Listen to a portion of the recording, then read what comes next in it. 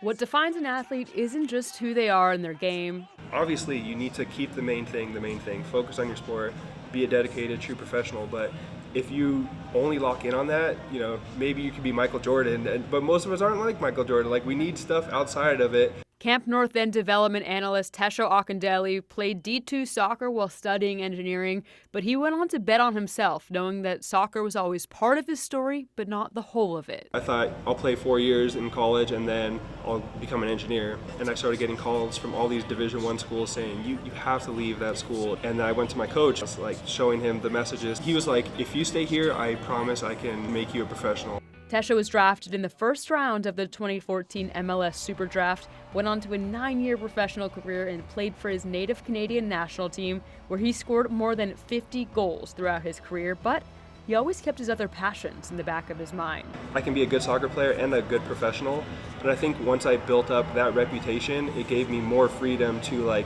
express and explore other sides of myself, and it just felt like I was playing with house money the whole time. His soccer career took him around the world and opened his eyes up to his next chapter. I think soccer, more so than my upbringing, was that unlock for me of just seeing how many different really cool places there are in the world.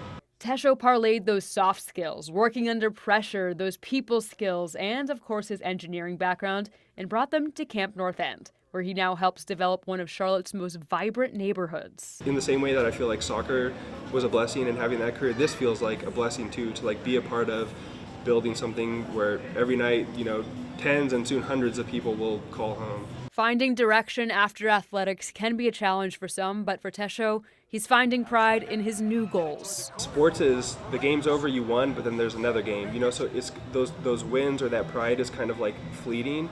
But here at Camp North End, I get to bring my kids here and say Dad's a part of this, and it's there forever. Camp North End is shaping, especially this part of Charlotte, but all of Charlotte. I kind of feel proud to be part of Charlotte's story.